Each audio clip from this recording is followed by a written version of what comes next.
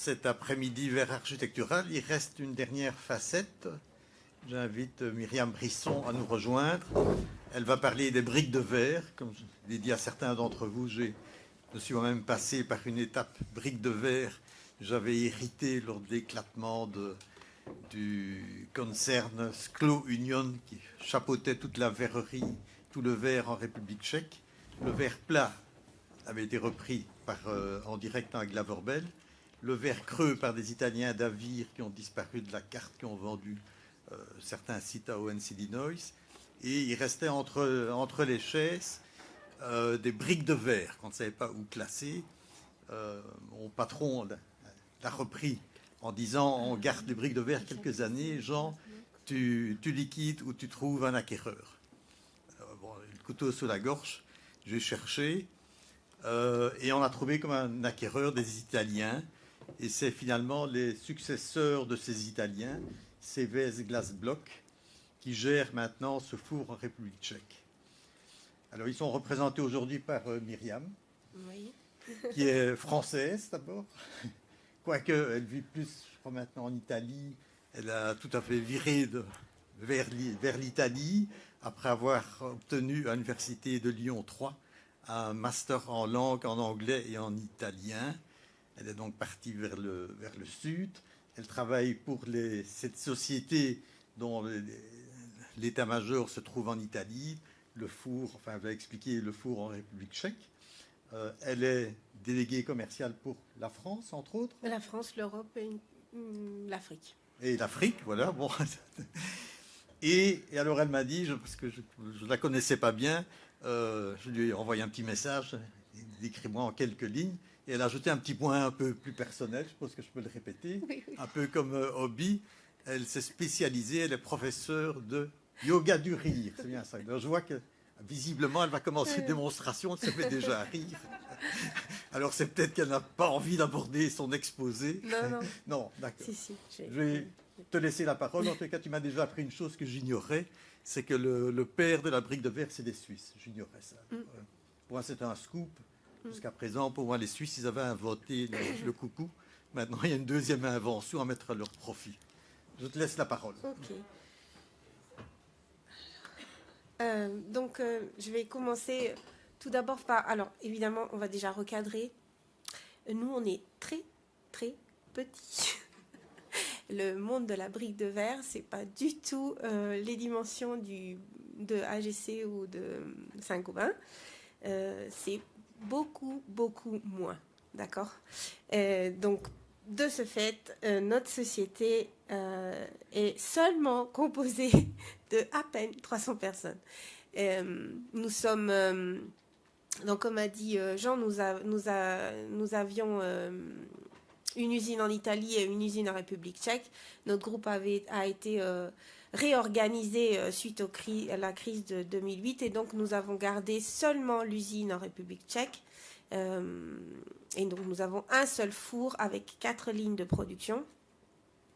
Nous sommes la brique de verre, c'est vraiment une niche et nous sommes très peu de producteurs dans le monde et nous sommes encore moins de producteurs qui ne produisent que de la brique de verre.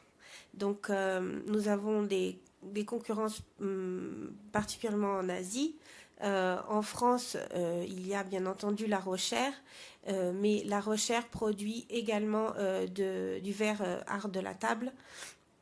Et donc, le business de la brique de verre, pour eux, c'est un complément. En Europe, maintenant, nous ne sommes plus que nous et La Rochère, puisque Cévez Glasblock avait racheté différentes usines, dont Solaris, dont aussi Saint-Yor à une époque en France. Donc notre petit groupe est quand même le leader du marché, même si on n'est pas très gros, parce qu'on a une gamme de produits qui est très très vaste, qui va de la brique plus standard, basique qu'on trouve partout, aux briques plus technologiques, puisque nous aussi on s'est posé la question et on a des briques qui ont des bonnes qualités thermiques. Et donc, nous sommes, comme je vous le disais, situés en République tchèque. Ce matin, on parlait de Teplice. Teplice, c'est pas très loin de Duškov. Donc, c'est toujours la bohème et toute la vallée où il y a énormément de production du verre. Donc nous faisons notre brique de verre là-bas. Et nous sommes présents dans le monde entier, sur plus de 100 marchés, 100 pays, je pense, à peu près.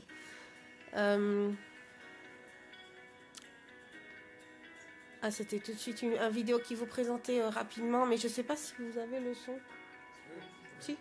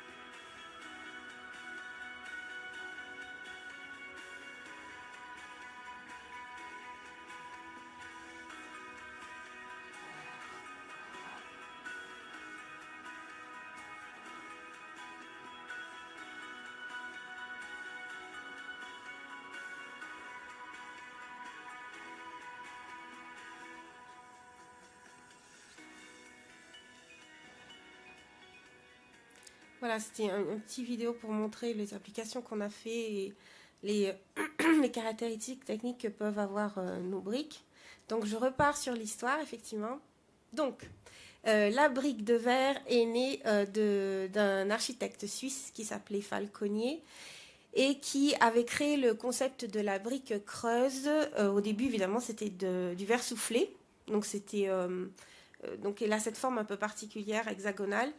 C'était soufflé et ils y mettaient un petit bouchon pour évidemment fermer la brique. Et ensuite, c'était maçonné. Il avait inventé, donc il avait déposé plusieurs brevets et il avait inventé différentes formes un peu bizarres. Non seulement c'était hexagonal, mais c'était aussi en 3D. Et il avait présenté ensuite son invention à l'exposition universelle à Chicago. Et suite à ça, l'utilisation de la brique de verre, donc de Falconier, a été développée. Tout d'abord parce que ça plaisait beaucoup, parce que c'était léger, c'était transparent, ça faisait passer la lumière, c'était propre, c'était hygiénique, le verre, ça pouvait se laver. Donc il avait des arguments de vente qui ont plu énormément aux architectes. Ensuite, il y a eu une évolution. Donc, des briques de verre soufflées. Il y a eu aussi, au début du XXe siècle, le béton translucide qui avait été développé par un Allemand qui s'appelait Gustav Joachim et qui avait eu l'idée d'inclure donc des pièces de verre dans des dalles pour faire passer la lumière. Donc là, on ne parle pas encore de briques de verre. On est d'accord, c'est juste des dalles de verre qui faisaient 2 ou 3 cm d'épaisseur. Ensuite, tous les grands architectes de l'époque se sont intéressés et il y a la fameuse maison de verre dont vous voyez sur la photo, c'était la réalisation de l'architecte je me rappelle plus, Pierre Charot. Et donc là, il s'agissait toujours de dalles, c'est-à-dire c'était du verre pressé d'environ 3 cm. Là, la structure, c'était non seulement du métal, mais aussi du ciment. Ça avait énormément plu parce que ça faisait passer la lumière, c'était innovateur. Donc, les architectes de l'époque, années 20, 30, tout ça, 40, se sont précipités sur l'utilisation de la brique de verre, qui donc ensuite a évolué. Là, c'était, pardon, je me suis mal exprimée, des dalles de verre, on parle de dalles de verre, et ensuite ça va se transformer justement en briques de verre.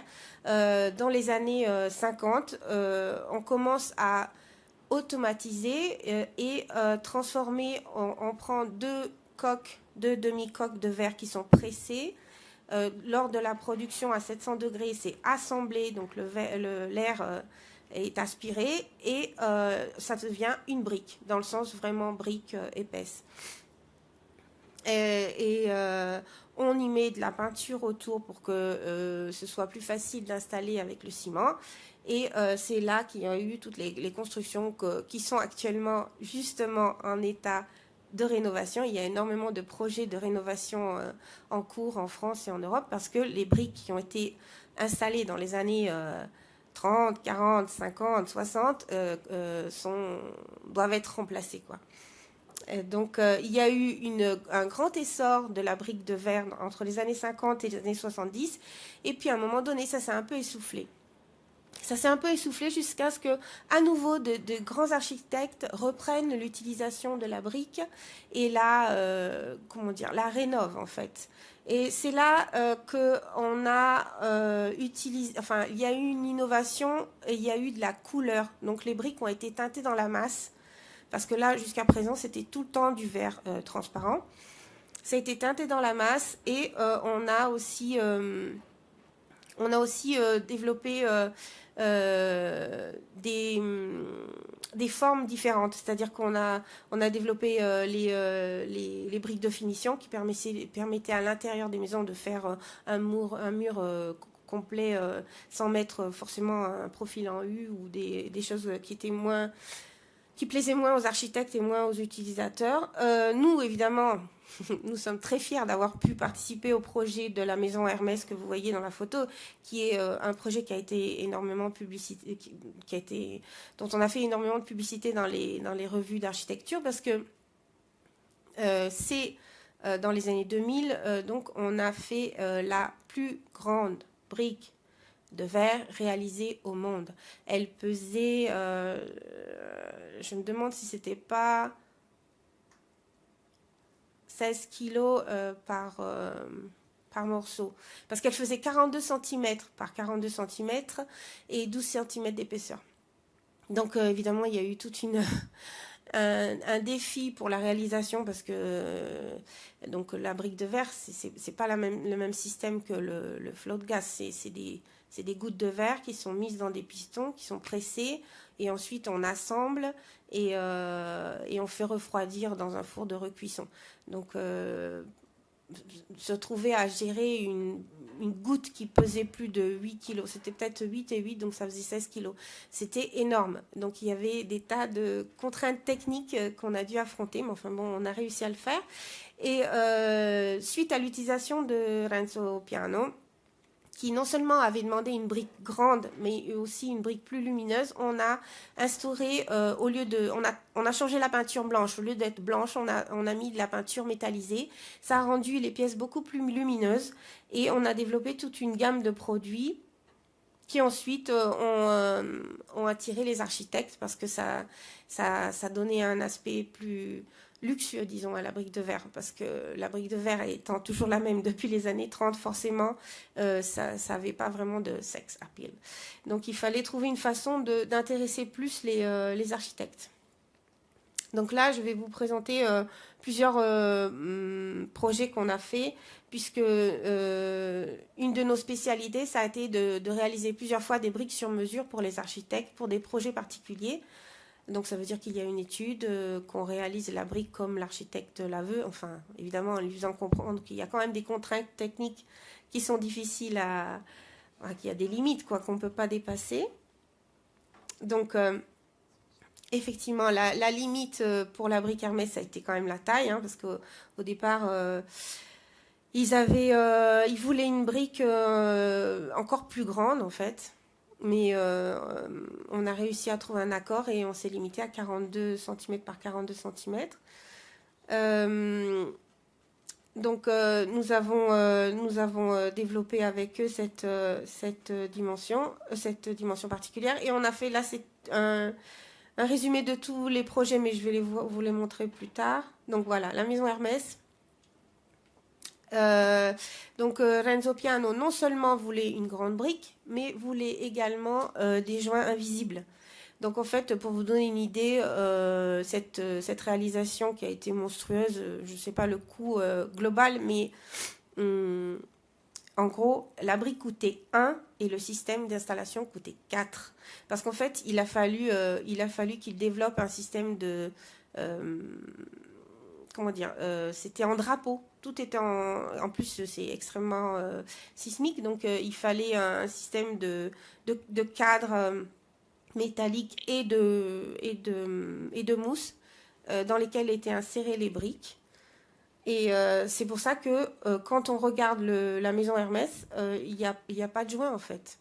Donc on a repris les dimensions d'un quart du foulard, le fameux foulard Hermès. Comme je vous ai dit, c'était la plus grande brique jamais produite. Et justement, pour cacher ces joints, on a développé la brique avec des ailes. Donc habituellement, quand on regarde une brique latéralement, elle a presque rien de verre sur le bord. Nous, on l'a remonté un peu plus pour justement cacher toute la structure qui était la structure portante de la façade, de façon à ce que les joints ne se voient pas. Et donc, effectivement, ça donne un effet tout en verre, quoi. Lui, il appelait ça sa lanterne de lumière. On avait aussi fait des briques d'angle. Là, par contre, c'est une réalisation qu'on a fait pour l'architecte Moneo et Broc en Espagne. Et là, il voulait une brique d'une forme particulière. Donc, il voulait une brique trapézoïdale qui reprenait, comment dire, les formes qu'ont les maisons dans le nord avec les formes comme ça de bois. Donc, c'est toujours une grande brique, mais quand même, on leur a dit... limitez-vous là, parce que Renzo Piano et Hermès, c'était un projet particulier, il avait fallu une ligne de production particulière. Donc là, on s'est limité à 30 cm, mais c'est déjà pas mal. Ça commence à faire une belle brique.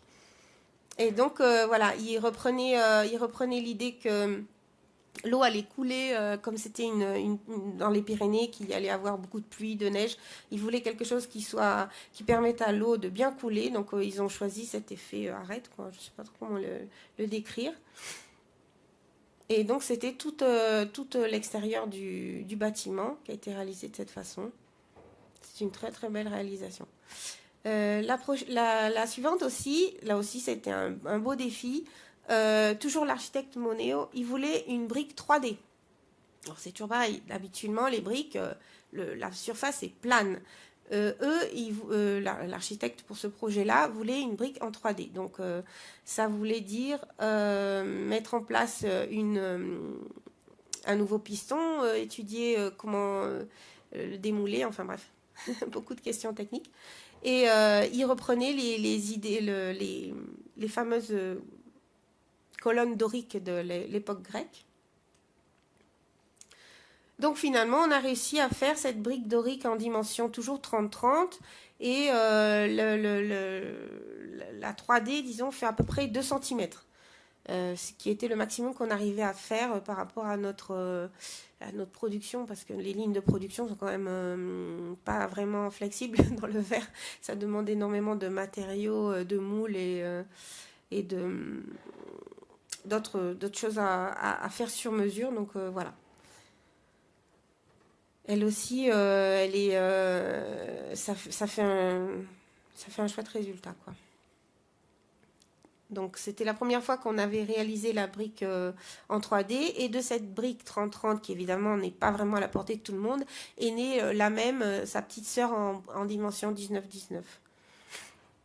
Et puis, nous sommes aussi capables de faire des colorations spéciales. Donc là, c'était déjà, ça fait quelques années, c'est toujours dans les années 2000, je pense, ou fin 90, quelque chose. On avait réalisé une brique d'une coloration sur mesure pour reprendre exactement la tonalité de ce qui était le logo à l'époque des chemins de fer allemands. Donc, la brique était bleue et le ciment avait été pimenté de bleu. Donc, ça donnait cet effet tout en couleur de la réalisation. Toujours d'autres... je passe plus rapidement. Là, c'était simplement un effet satiné sur la face. Il faut savoir que les briques de verre ne sont jamais des structures portantes. Donc, il y a toujours... elles sont autoportantes. Là, ça avait été une réalisation qu'on avait fait particulière en 3D, en forme pyramidale, On l'a pas refait hein, parce que ça a été trop difficile. On s'est contenté de ce projet phare et c'est tout. Mais ça avait vraiment un chouette rendu. Là, ça avait été un projet qu'on avait fait pour Stella McCartney et ses boutiques. Donc là, elle voulait un format qui reprenait un peu la forme de Falconi. En fait, c'était un losange.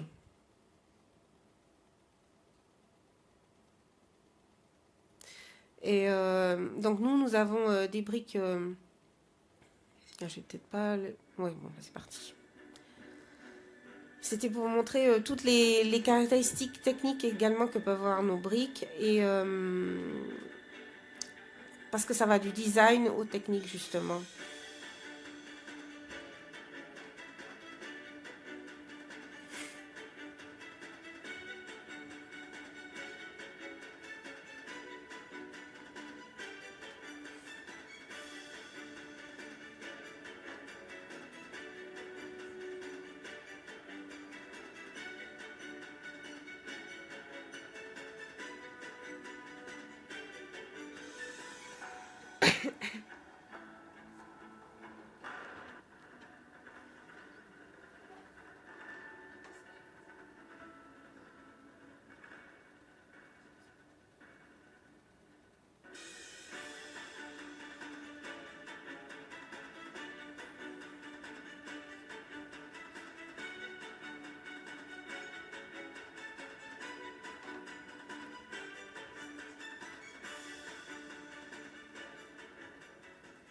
Donc nous aussi, dans notre petit monde, on essaye de se mettre à la page de tout ce qui est les nouvelles normes et les nouvelles demandes de la part des architectes, notamment en Europe, puisque c'est quand même en Europe où on a le plus de limitations et de restrictions. Donc effectivement, nous avons créé la brique Energy Saving.